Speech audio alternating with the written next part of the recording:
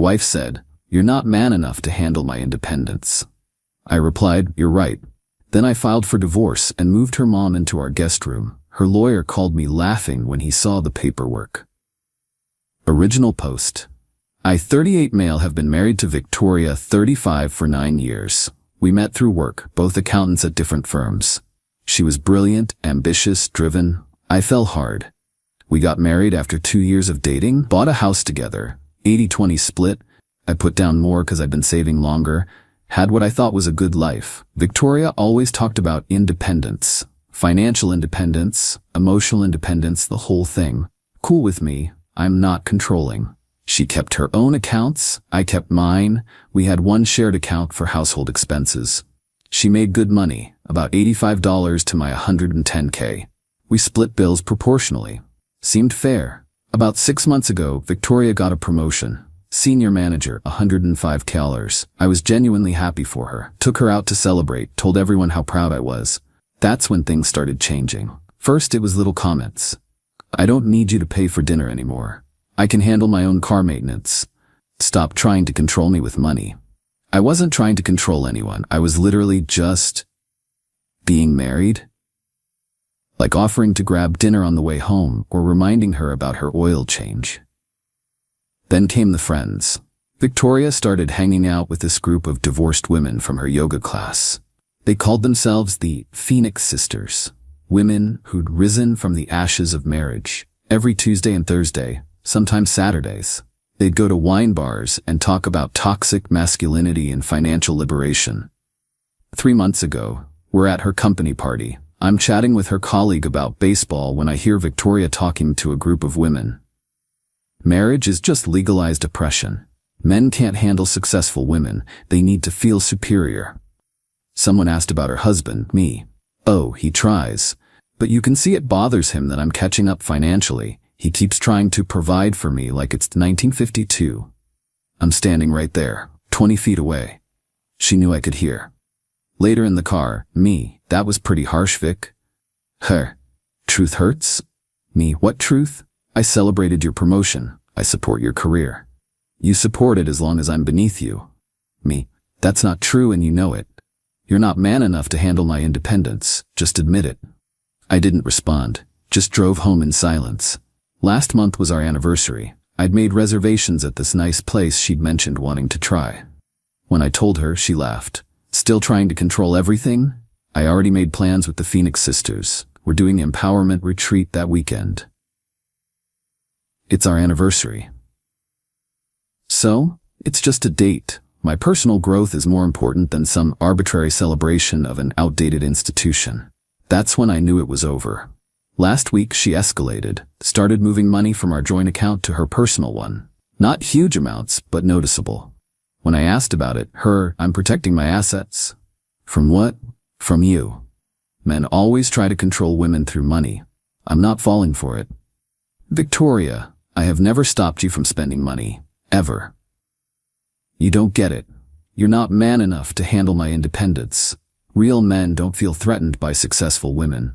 I looked at her for a long moment. This woman I'd loved for 11 years, supported through her master's degree, celebrated every promotion with, was telling me I wasn't man enough because I existed? Because I wanted to stay married? "You're right." Me, "You're right. I'm not man enough to handle your independence. I'll move to the guest room tonight." She looked shocked, but recovered quickly.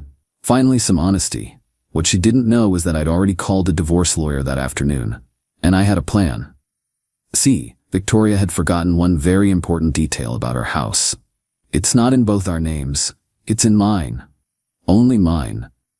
When we bought it, she had just started her job, and her credit was shot from student loans.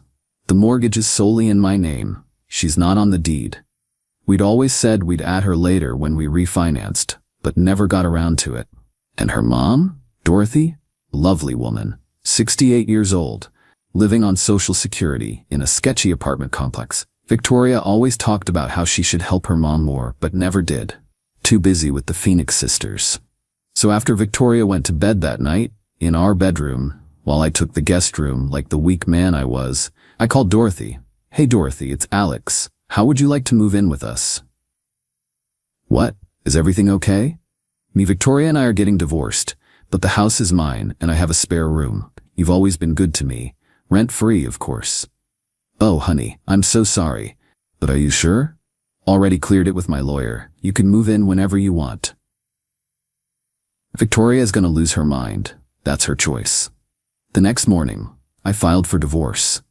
Then I helped Dorothy move in that weekend while Victoria was at her empowerment retreat. Monday morning, Victoria came home to find her mother unpacking in the guest room. The explosion was spectacular. Update 1, 1 week later. The last 7 days have been absolutely insane. You wanted drama? Victoria delivered. So after she found her mom in the guest room, Victoria completely lost it. Her. What is my mother doing here? Me. I invited her to move in. She needs a better living situation. You can't just move people into our house. Check the deed. It's my house. And you said I wasn't man enough to handle your independence, so I'm giving you all the independence you want. This is about control. You're trying to manipulate me. Dorothy. Victoria, honey, he's giving me free rent. That's not manipulation. That's kindness. Stay out of this, Mom. Don't talk to me that way. I'm still your mother. Victoria stormed upstairs, and that's when she found the divorce papers I'd left on the bed. The scream could have shattered windows. She came storming back down, papers in hand. Her. You divorcing me? Because I'm successful? Me. I'm divorcing you because you treat me like garbage and openly disrespect our marriage. This is about money. You can't handle that. I make almost as much as you. You make $105K, I make $110, and I have about $400 in investments from before we met. This was never about money. Her face went pale. See, Victoria never knew about my investments. I started investing in my early 20s, lived cheap, built a nice portfolio. Never mentioned it because she was so weird about money and independence. Figured it was my business. Her. You hid money from me? Me. I didn't hide anything. You never asked. You were too busy being independent. I want half. Good luck with that. Premarital assets, already confirmed with my lawyer. Then she tried a different approach. Started crying. Her. Alex, please, we can work this out. I didn't mean those things. You meant every word. And that's okay. You wanted independence, you've got it. Where am I supposed to live? Wherever independent women live. That's not my concern anymore. You're kicking me out? Me. I'm giving you 30 days as required by law. Your lawyer can negotiate details. That's when she called the Phoenix sisters. Within an hour, 5 divorced women were at my house trying to storm in like some kind of empowerment SWAT team. Phoenix leader? Let's call her Brenda. You can't evict a woman from her own home. It's not her home. She's not on the deed. That's financial abuse. She has her own money. She's independent, remember? Another Phoenix sister. This is why we tell women to protect themselves. Dorothy, maybe if you hadn't filled my daughter's head with toxic nonsense, her marriage wouldn't be ending. And you're supporting this patriarch? This patriarch is giving me free housing while my daughter ignored me for years. So yes. They left after I threatened to call the cops for trespassing. Victoria hired a lawyer the next day. Some hotshot feminist attorney who specializes in women's advocacy. Attorney called me Wednesday. Attorney, Mr. Thompson, your behavior constitutes financial and emotional abuse. How? You're weaponizing housing to control my client. I'm giving her 30 days to find a place. That's generous. The house is marital property. The house is in my name only. Purchased with my down payment. All payments from my account. She contributed to household expenses. She paid for groceries and utilities. I paid the mortgage, taxes, and insurance. I have all the receipts. We'll see you in court. Looking forward to it. Then my lawyer called me laughing. My lawyer? I just got off the phone with her attorney. And she wants alimony. What? She's claiming she's accustomed to a certain lifestyle, also wants half the house value and half your investments. She makes $105. I know. I literally laughed. Her attorney wasn't amused. Can she get any of that? The house? No. It's premarital. You never added her, and you can prove all payments came from you. The investments? Also premarital. Alimony? She makes too much and the marriage is too short. She'll get some furniture and maybe a small settlement to make this go away. What about Dorothy living here? Completely legal. It's your house, you can have whoever you want as a tenant. Meanwhile, Victoria started her social media campaign, posted about how her narcissistic husband was holding her hostage and using her elderly mother against her. The comments were hilarious, though. Her own friends were confused. Wait, he's giving your mom free housing? Why is that bad? Don't you make good money? I thought you wanted independence. She deleted the posts after an hour. But the best part happened Friday. Victoria came home with a U-Haul and the Phoenix sisters. Her, I'm taking my stuff. Me, take whatever you bought. I have receipts for everything else. I bought that couch. Receipt shows I bought it. Wanna see? She tried to take the TV. Also mine. Receipts in my filing cabinet. The bed? Me, mine. Bought it before we met. She ended up with her clothes, some kitchen stuff she bought, her personal items, and a chair. That's it. The Phoenix sisters kept trying to take more stuff. Just take it all. Make him prove it in court. I'm recording this entire interaction. Please try to steal my property on camera. They backed down. As Victoria was leaving, Dorothy came out. Victoria, honey, you can stay here if you apologize to Alex and get counseling. I don't need to apologize to anyone. He's abusing both of us. Dorothy, he's giving me free rent and treating me with more respect than you have in years. Victoria, you're choosing him over me? I'm choosing kindness over whatever you've become. Victoria left sobbing. The Phoenix sisters glared at me like I was Satan himself.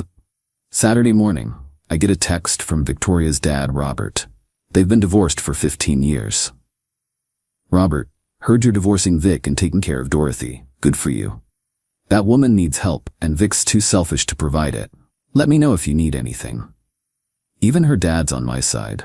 This morning, Victoria tried a new approach. Showed up alone, dressed nice, makeup done. Her, can we talk? About? I may have overreacted. The Phoenix sisters have been influencing me. And, maybe we can work this out. I'll go to counseling. No, I'll quit seeing them. Don't care who you see. I love you. No, you don't. You love the lifestyle I provided while you played independent woman. Her, that's not fair. You told a room full of people I wasn't man enough for you. That's what's not fair. I'll tell everyone I was wrong. Too late. She left crying again. Dorothy watched from the window. Dorothy, you know I love my daughter, but she needed this wake-up call. Think she'll learn? Probably not, but maybe. Tomorrow's the first divorce mediation. This should be fun. Update 2 weeks later. Mediation was a disaster.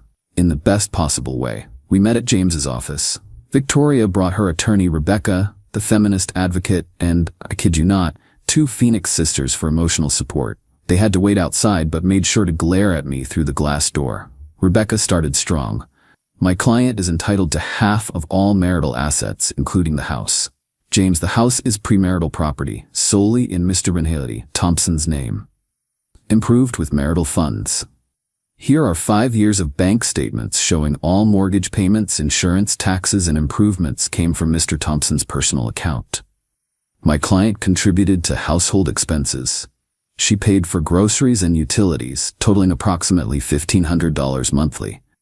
Mr. Thompson paid $3,200 monthly for mortgage and house-related expenses.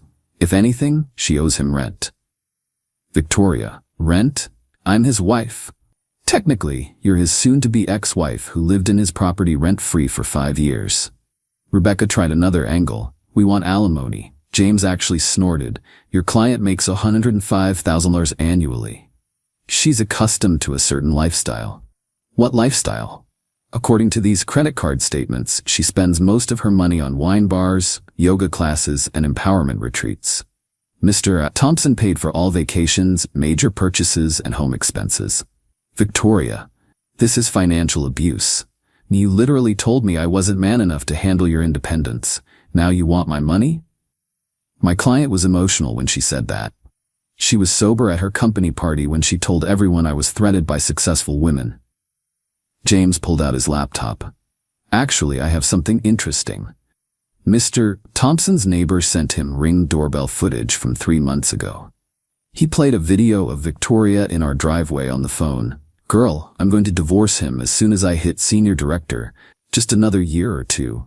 I'll get half his stuff and finally be free. These Phoenix sisters know what they're talking about. Men are just walking ATMs.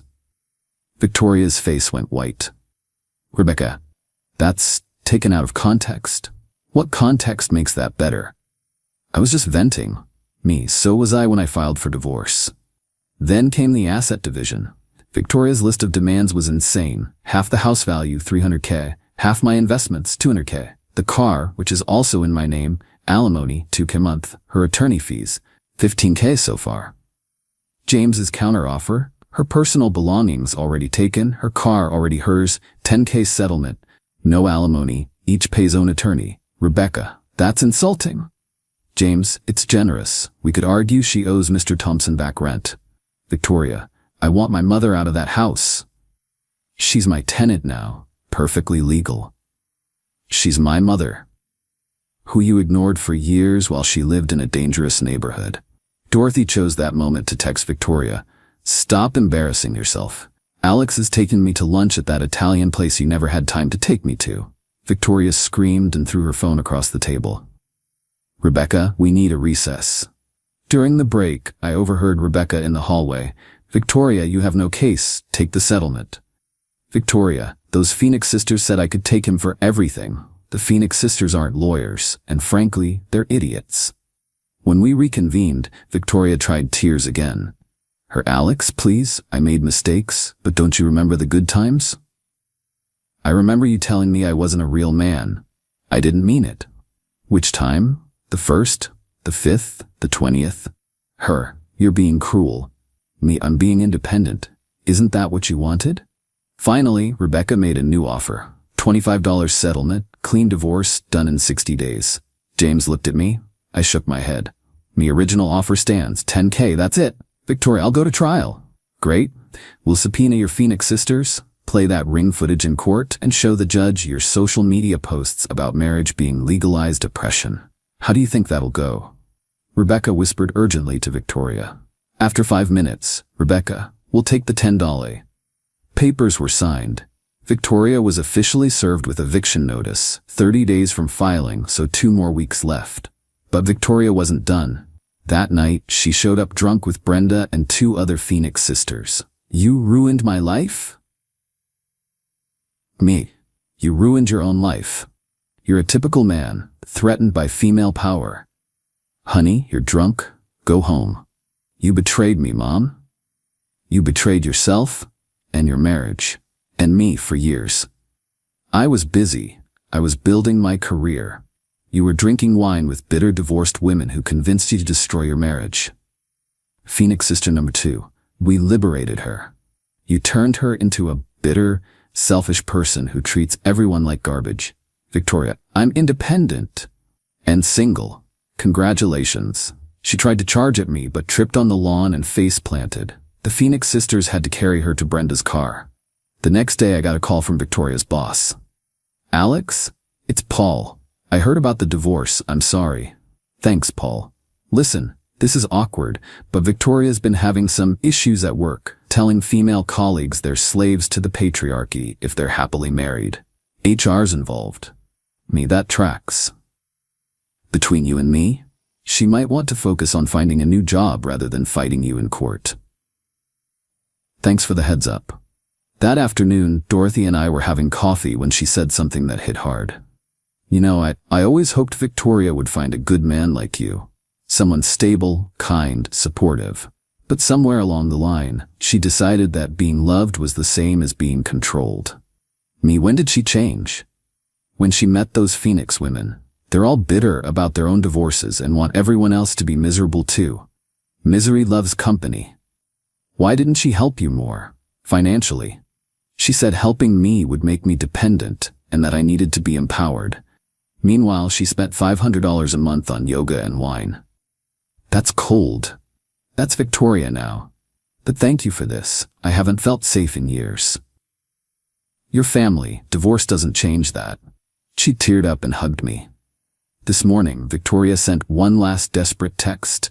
If you let me come back, I'll sign a postnup giving up claims to everything. Please, I have nowhere to go. Me, Brenda has a spare room. Very empowering, I'm sure. She wants $1,500 a month. Sounds like a personal problem. You're enjoying this. I'm enjoying my independence. She stopped responding after that. Final update, 1 month later. The divorce was finalized last week. Victoria fought until literally the last second, but ultimately had no leverage. Here's how it all shook out. She ended up taking the $10,000 settlement, but only after one more disaster mediation, where she brought her entire Phoenix sister crew, all 6 of them, and tried to stage what I can only describe as an empowerment intervention. They burst into the conference room with printed articles about financial abuse in marriage and the patriarchal divorce system. Security had to escort them out. Rebecca, her lawyer, actually quit on the spot. Rebecca, I'm a feminist attorney, not a circus performer. Find someone else. Victoria had to get a new lawyer, some guy who took her case for a $5,000 retainer, half her settlement, lol.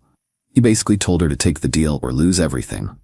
But the real entertainment came from the house situation. Victoria's 30 days were up, and she refused to leave. Showed up with a moving truck and the Phoenix sisters, claiming she was taking her half of everything. I was ready. Had a sheriff's deputy there, James arranged it, and a complete inventory of every item with receipts. Victoria pointed at the living room furniture. That's mine. Me, shows receipt on my phone. Purchased by Alex Thompson, paid with my credit card. The kitchen appliances, shows more receipts. The bedroom set, we bought before we met. Here's the 2012 receipt. She literally tried to take the doormat. Me $12.99, Target, my debit card. The Phoenix sisters were getting increasingly angry. Brenda, this is systematic oppression. Deputy ma'am, it's systematic documentation. He owns everything. Phoenix sister 3, we should call the news. Dorothy in the porch, please do. I'd love to tell them how my daughter abandoned me while spending thousands on wine and yoga. They ended up leaving with nothing new, just the clothes and personal items Victoria already had. But here's where it gets really good. Remember Paul calling about Victoria's job issues? Yeah, she got fired. Apparently after our divorce mediation disaster, she went to work and gave an unsolicited presentation during a staff meeting about detecting financial abuse in marriage, and pointed out several happily married colleagues as victims in denial.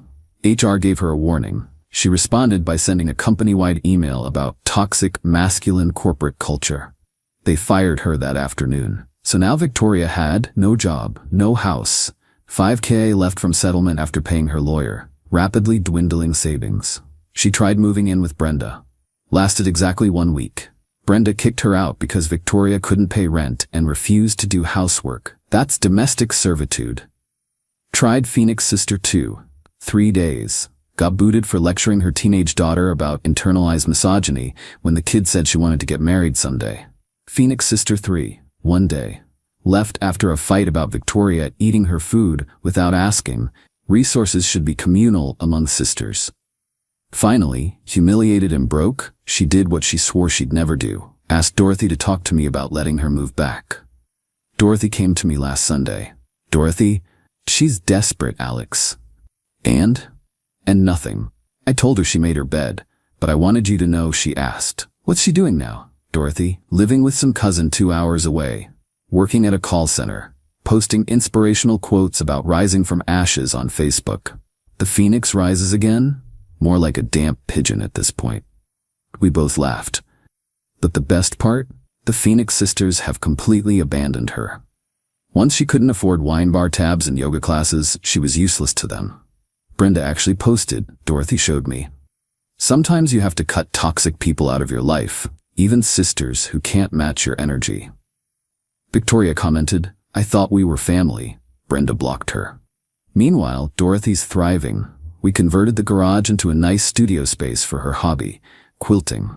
She's joined a seniors social group, made friends, and even started dating some guy named Harold from her book club. It's adorable. Last week, Victoria sent me one final email. Alex, I know you hate me. I deserve it. I destroyed our marriage for nothing. The Phoenix sisters were toxic. I was toxic. I see that now. I'm in therapy, court-mandated from an incident where I might have thrown a drink at Brenda, but whatever. My therapist says I have a lot of work to do on myself. I don't expect forgiveness. I don't expect anything. I just wanted you to know that you were right. You were man enough, more than man enough. You were a good husband, and I was an idiot. Take care of my mom. You're doing what I should have done. Victoria P.S. That Ring doorbell footage was from when I was drunk. But drunk words are sober thoughts, right? I was planning to use you. I'm sorry. I didn't respond. What's the point? James called yesterday with something interesting. James, so I ran into Rebecca at court. Me, Victoria's ex-lawyer? Yeah. She said this was the worst case she'd ever taken. Apparently, she's using it as a cautionary tale for other clients about what not to do in divorce. That's amazing. She also said, off the record, that your moving Dorothy in was the most brilliant tactical divorce move she'd seen in 20 years of practice. It wasn't tactical. I just wanted to help Dorothy. That's what makes it brilliant. You did the right thing for the right reasons, and it completely destroyed Victoria's narrative. So that's it. I'm officially divorced. Victoria's living her independent woman dream in a cousin's spare room, working a job she hates, abandoned by her toxic friend group. Dorothy's living her best life in my guest room, going to bingo with Harold and teaching me how to quilt. I'm terrible at it, but it's relaxing. The house is peaceful. I'm dating again, nothing serious yet, but I met a nice woman named Amanda at Home Depot of all places. She laughed when I told her my ex said I wasn't man enough for her. Amanda, sounds like she wasn't woman enough for you. Maybe something will happen there, maybe not. But for now I'm good, really good. To everyone who said I went too far with moving Dorothy in, nah. It was the perfect response to Victoria's independence. She wanted to be free from the oppression of marriage? Cool. Now she's free, and her mom, who she ignored for years while preaching about empowerment, is being taken care of by the very man Victoria said wasn't enough. Dorothy said it best yesterday.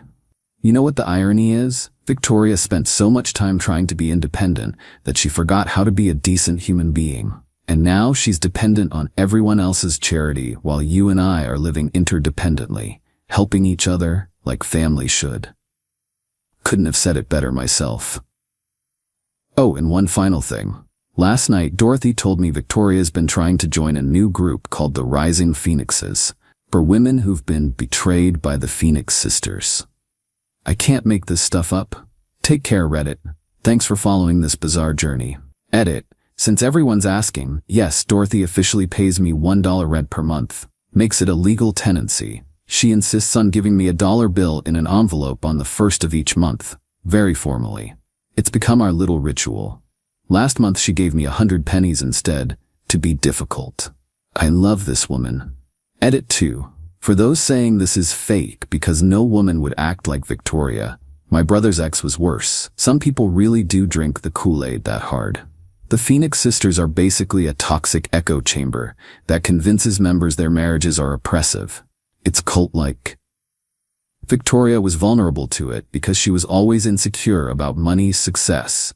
They exploited that. Not excusing her behavior, just explaining how someone can go so far off the rails.